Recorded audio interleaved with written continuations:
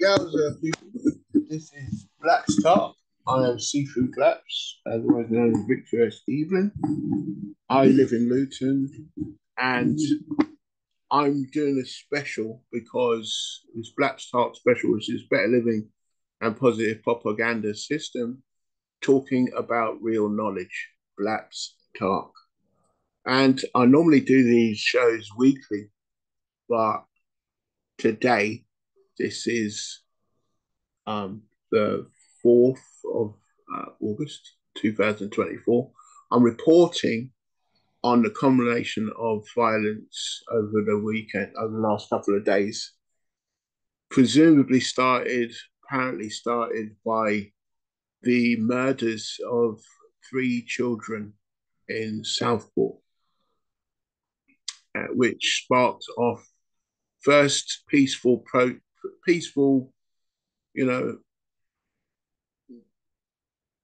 just memory and basically just remorse and outpourings of grief, as you'd expect, then shifting to violence because the far right, as they're being called, anyone that causes violence these days against people who have a different ideology than them, but are also extreme, are called far right.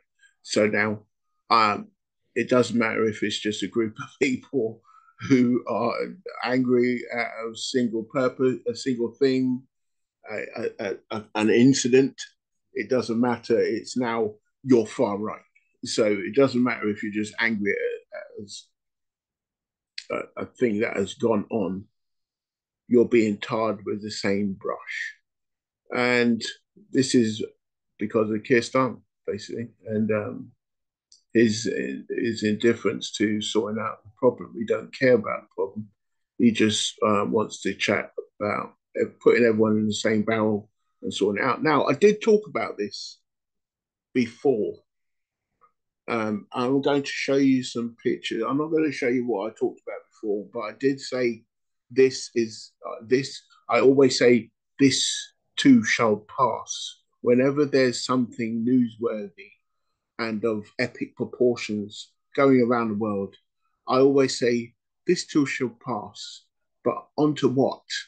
And I always reason about what it will pass on to. Now, English Defence League was started in Luton, where I live. I started in Luton. I know the people that started it. I know why they started it, but it got blown out of proportion to what it was, and now it is what it is now. And Tommy Robinson recently been arrested because he did an anti-LGBTQ protest, and I think that's what it was about. Still not sure, but they arrested him on terrorism charges, and there we are. So no matter what he started it for, no matter what great thing he was trying to achieve, or indecent thing he was trying to achieve, or reaction to whatever he was doing that started the EDL, he's now a terrorist, and therefore, his terrorist conspiracy is what he was arrested for, and that was just less than a week ago. Since he was imprisoned, I think about a week ago, the EDL and other far right groups, I'm not even putting them in the same, but far right groups have been coordinating up and down the country because they're vexed and because they continually seeing, or this is what they're saying, is that they're seeing Islam being placated and the two-sided approach, the two-tier approach, is that anything to do with Islam, they placate, they wave away, they say, okay, it's not as big as a problem as we think it is. and they let them get away with marches and flag wearing, whereas the EDL, remember this is what the EDL are saying, and all these people say, we're not allowed to carry our flags. We're not allowed to walk up and down the street shouting because then we're terrorists.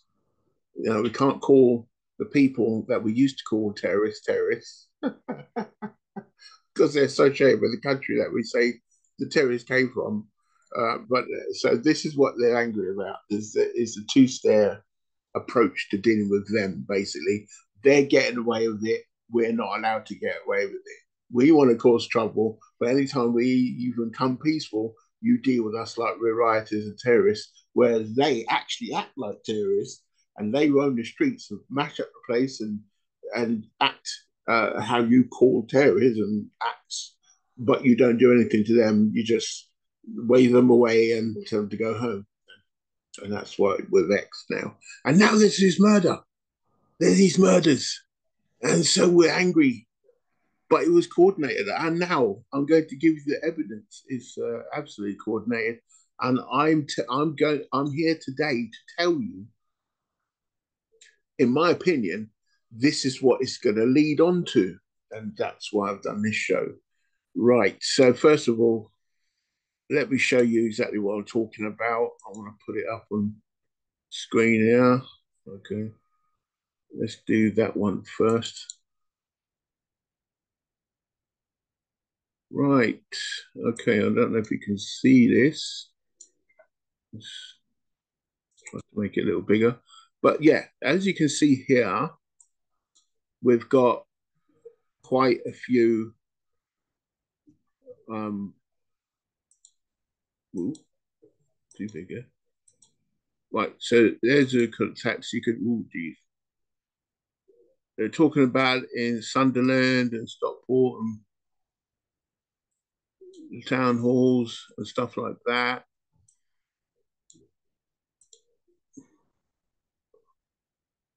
And you can see it's a coordinated thing. They hear about the attacks all over Britain going on everywhere. And then I was sent this, but I was sent this before it happened, right? I think on the same day it happened, but like I was like, what's this? I don't know what the hell is this about. Well, and then so Liverpool, I saw that one being burnt up. I saw the Leicester clock tower burning up. Yeah, I saw that. Oh, I could scroll. That's pretty cool. Yeah, and definitely the Belfast City Hall was attacked, and all these places came up as as places that were targeted over the last couple of days with violence. Now, this is another thing that was sent. This is like a statement from the EDL kind of thing, or people who deal with the EDL. Lawful rebellion under the Magna Carta, they're allowed to protest if they feel they're being treated unjustly. Okay?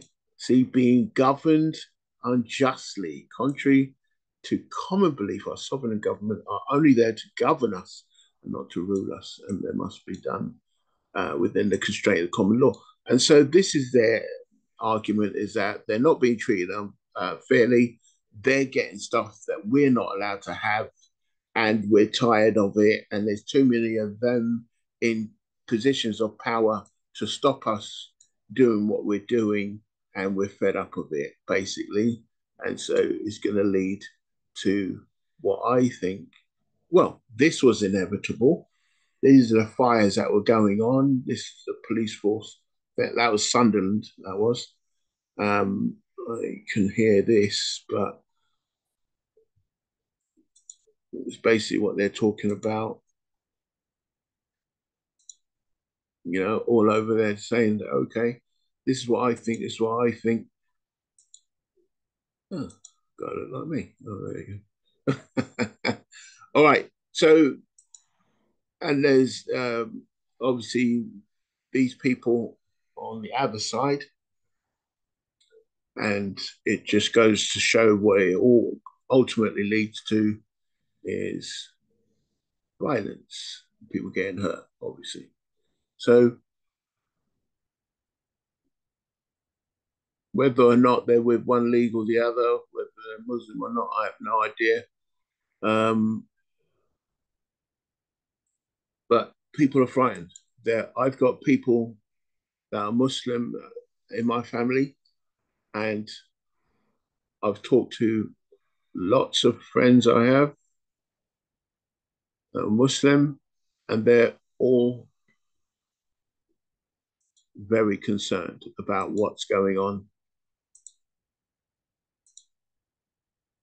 all over Britain in the last couple of days, where these groups have come together and walking the street, and I've even heard that, see, this is the Muslim Defense League, MDL, formed only in the last day or so, couple of days or so, the Muslim Defense League, and they're basically saying we're not out there to fight anyone or go in arms against other. We're only defending the mosques from attack because these people, the EDL and others, have targeted Islam as the cause of the stabbings because the person that did the stabbings was a young man who was apparently an asylum seeker and born in England. The parents that were asylum seekers, immigrants, whatever you want to call them, and stabbed three girls. Went to a dance class or something, and they just ran rampant and stabbed them, deleted them, basically. And so they're saying, okay, Islam, you're going too far. And this is what I'm talking about, what I talked about in a few months ago in another BLAPPS talk, when I was saying this too shall pass, what it should pass on to. Now, if they think they're getting away with it, and the police do seem to be soft on what to do, and they're like, I don't know, hand wringing about what to do, what can be done against these groups. We can't be seen to be doing that, and we're coming up to a politics. We're coming up to an election. We can't be seen to be stamping down on these people or that people, and the mayor is that, and the prime minister is that, and we have to be seen to be doing something, that is balanced and blah blah blah. And I'm like, yeah, this is going to lead to serious uprising and a possible civil war. Now, civil war demands that it's someone against the monarchy, and or the army against the people, but two massive religions, and neither of these are considered to me to be any of these. But I do feel that these two people who have different ideologies in regard to who should be controlling Britain and who is being oppressed will come to blows and have to come to blows or come to reasoning. And there's no one trying to reason. I saw a recent clip of an imam in a mosque saying, Tommy Robinson, come to us. We're peaceful people. We're not what you say we are. We're not. We're prepared to talk to you all the time. Come to our mosque. We'll get you a cup of tea. We'll chat. We have the best tea. Bring it on. From because of colonization, we've got the best tea. And I was like, that's hilarious. And there's no way he's coming to that. There's no way he's going to go to a mosque. He's been to mosques. He's been to plenty of mosques. But like what I'm saying is that to sit down and talk and be invited, it's like a spider inviting a fly into a trap. And if I was Tommy Robinson, I'd be thinking that way. So this guy asking him to come might have been completely honest and forthright, but that kind of he can't expect Tommy Robinson to say, yeah, fine, I'll come for a cup of tea, no problem, and expect no problem. Tommy, he's not going to accept. Anyway, but like these people have got no chance of sorting out this problem. And my thing is that the police knew this was going to happen years ago, years ago. As soon as October the 7th happened, and you had them against Palestinian, Israel against Palestine, and people started going on one fence or the other, one side of the fence or the other, and were pointing over the fence and chucking stuff over the fence and blah blah blah to each other in other countries. In other countries, there's this, that, and the other, and then you started getting the flag waving going on in Britain, America, Canada, France, everywhere around the world. But again, the EDL was started in Luton. And what I'm saying is that the epicenter and Tommy Robinson seems to come from Luton. So when I see it all, we are the thin end of the wedge, as far as I'm concerned. We're the epicenter, all right, in Luton. I'm not just buffing up Luton. What I'm saying is that is the facts. These are the facts, okay? And so whatever happens in Luton, I see.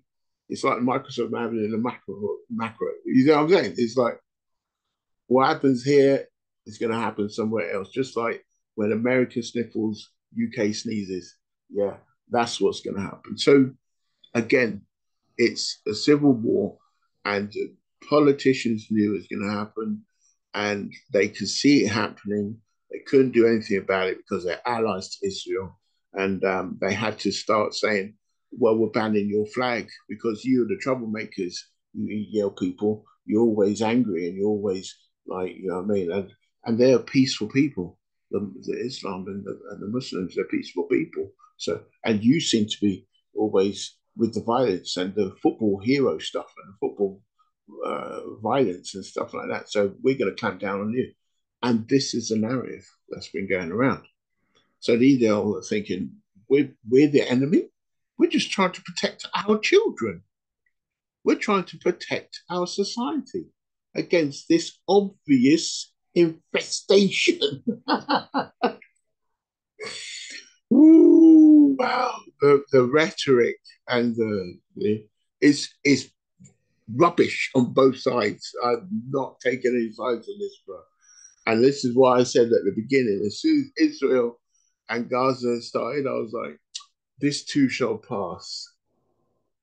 And no black people should be involved. No one who has been colonized by either one of these people should be involved.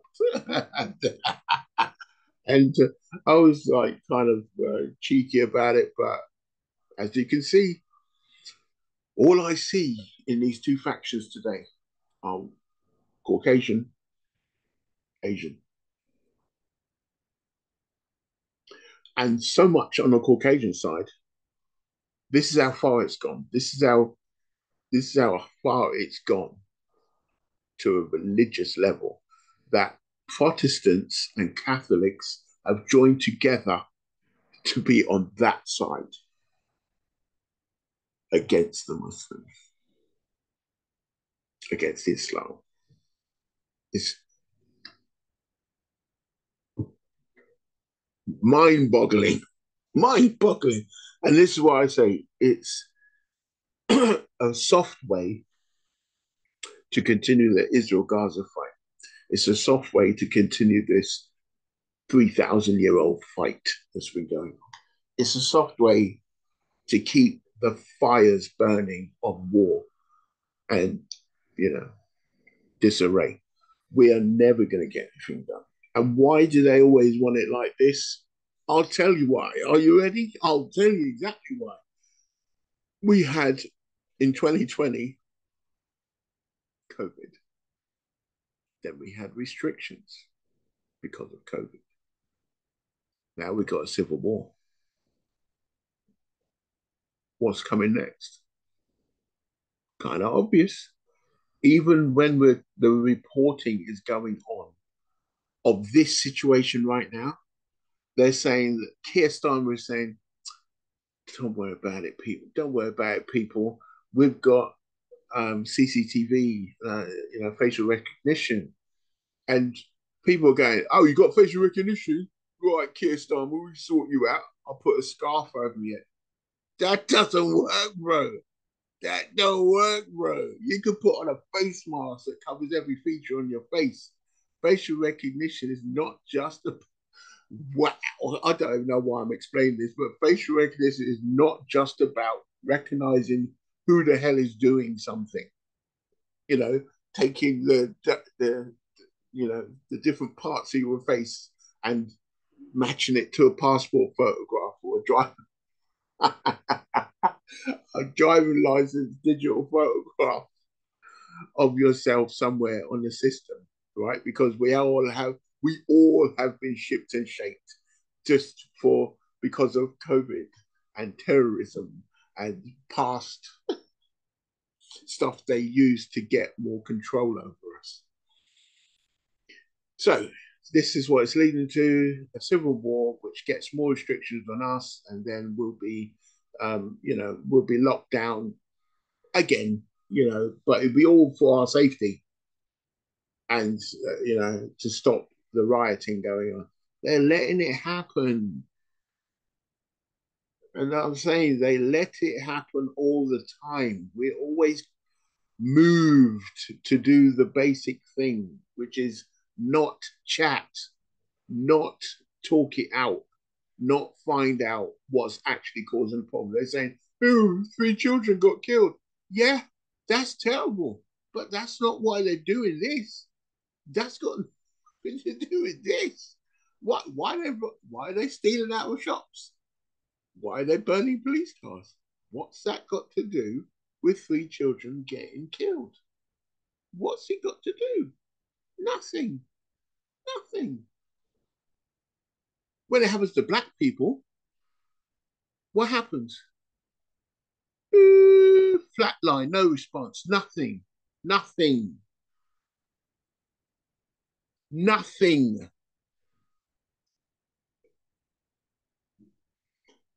Anyway, I would say the whole moral of the story is know who your enemy is, know who your friend are. They may look the same. That looks like my friend. No, wait a minute, that's my enemy. No, that one looks like my enemy. No, that's my friend. Okay. And just be aware of where true evil lies. True evil lies. If we're going to talk about religion, let's do it properly. The true evil lies with ignorance. Find out something that you didn't know before. Get clarity, then make a move.